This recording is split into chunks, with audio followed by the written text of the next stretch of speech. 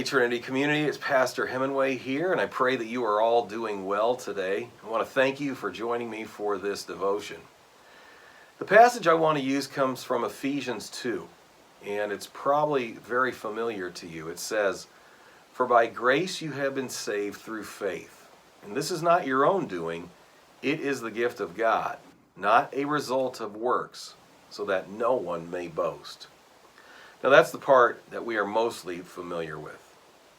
But the next verse is so important for us to pay attention to, and it says, "For we are his workmanship, created in Christ Jesus for good works, which God prepared beforehand, that we should walk in them." Why does God bless us? You know, one of the reasons that you could give is that he loves us. He just wants to give good things to his kids. Another reason is that he instructs us through our blessings. All kinds of lessons can be learned through what he does through us and for us. But one of the biggest reasons we are blessed is so that we can be a blessing to others. We aren't called to hoard the things that he gives us. You know, when we do that, we're just going to make ourselves miserable, because whenever we grip onto things tightly, it's usually out of fear. And when the joy we are supposed to live in is replaced by fear, we are not going to be in a good place. We are called to enjoy the blessings of God, but also to use them in the service of others. And that means we are called to give to others, to take those blessings and give them all away. You know, God has already taken away our sins and replaced that garbage with good stuff. And we're called to give away our good stuff to others. And that means giving. Giving our time, giving our talents, giving our treasures. You know, I asked this question in another devotion, but let's ask it again. Who are we? People who are so greedy that we are afraid to give? Or are we going to be like Christ, who gave up everything he had so that you and I could be saved forever? Take a look at this video from the Red Letter Challenge and see what Pastor Zender has to say about this.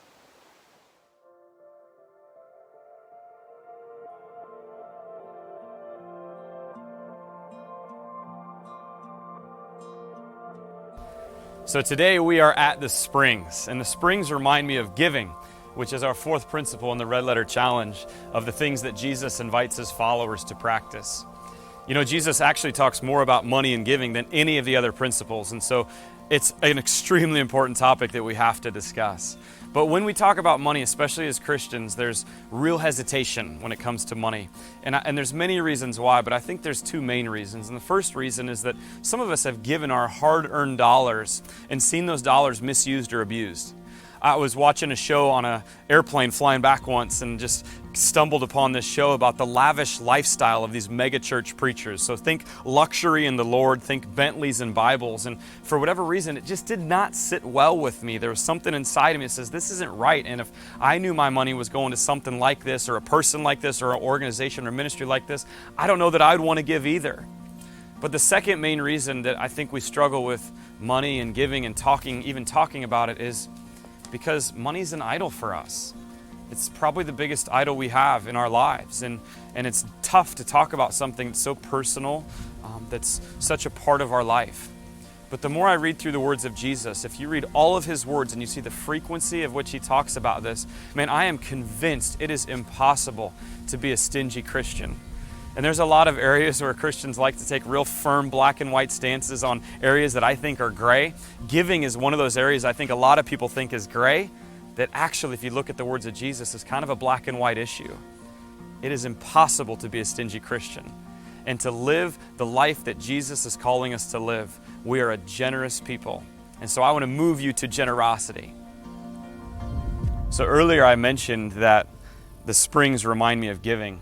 And we're at Wekiva Springs today in Florida, and what I love about the springs is how crystal clear the water is when the sun is shining. It's beautiful, the springs are refreshing, and it's just amazing. And that's because the water is constantly moving. That's what makes it so clear and beautiful. In Florida, we also have a lot of swamps, and swamps are the opposite of springs. Swamps are bacteria infested, they're nasty, they smell bad, and that's because the water is stagnant. It's not moving at all. And when it comes to a life of giving, what Jesus invites us to is a life of giving that far more depicts a spring than it does a swamp. But I think our culture naturally, we're inclined to live lives that are more resemble a swamp, that we become tight-fisted, and the more money that we have, the more accumulation that we have, we actually become greedier. We don't become any more generous. In fact, statistics tell you that the more money a person makes, the less percentage they give away. And that's extremely sad. What Jesus invites us to is a life of generosity, a life where we can actually give away money. And the cool thing about it is that when we give away our money, it goes places and it does things that we cannot do ourselves. And I believe that every move of God was started by at least one person, if not a group of people, being generous. If we truly want to see God do great things and change the picture we give of who Jesus is, then we must become a generous people. We must give far more like springs than swamps. So all through college and seminary, I kind of fell into a business where I was selling golf head covers. And it actually became a pretty profitable business for my wife and I, and so much so that we were selling 300 head covers a week, which was nuts.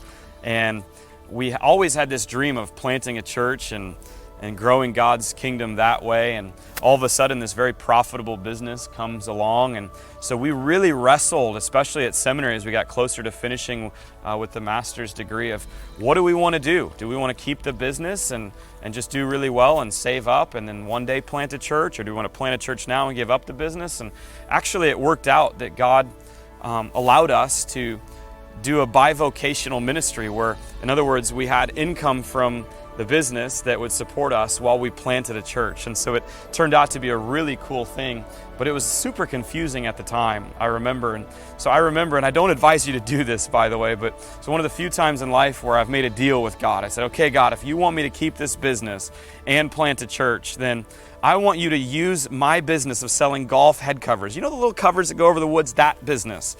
I want to use that business to grow your kingdom. And I had no idea how God would do it. So we started meeting in home groups and planting this church in Mount Dora, Florida called The Cross. And we bought a little space that we were going to renovate to worship. And about a couple months away from worshiping together, there was a gentleman that emailed me and said, out of everybody in the world, you've got the only head cover I'm looking for. I remember it was a Cleveland Launcher 15-degree 3-wood head cover. And so I'd love to come pick it up from you.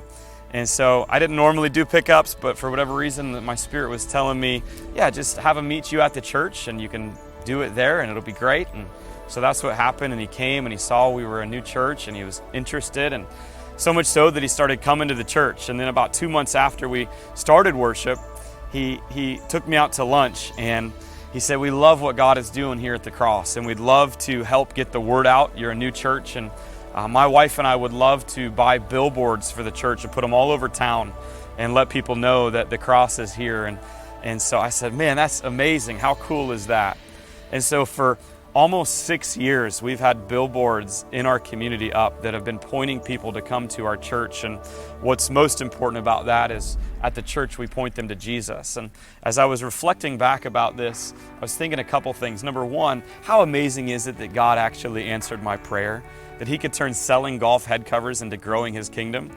But number two, and I remember talking with him a while ago, I said, how amazing is it that you have brought so many people into this church through your billboards? And we know that because we get connect cards every single week, and at least one every week has a little click mark by how'd you hear about us? It's billboards. And so I said to him, your money is going places and doing things that you never thought possible, and you won't even know this side of heaven how much you've impacted God's kingdom. And I think that's true whenever we're generous, whether it's billboards or something else. When we give money to grow God's kingdom, we don't know all that God is up to. But I believe he does powerful things, and he uses your dollars and your generosity, your faith-filled gifts, to truly bless and grow his kingdom. And so God invites you into a life of generosity. Jesus invites you to be not closed fist, but open-handed. He invites you to live a life much more like a spring than a swamp, where your money goes places and it does things. After all, it was Jesus that said, "It's far more blessed to give than to receive." I hope that as we've spent a week serving using our hands and feet last week, that now we'll match that with our dollars. I hope that we don't stop short of what Jesus is asking us to do. And I believe that as we become generous, we will change the picture we give of who Jesus is.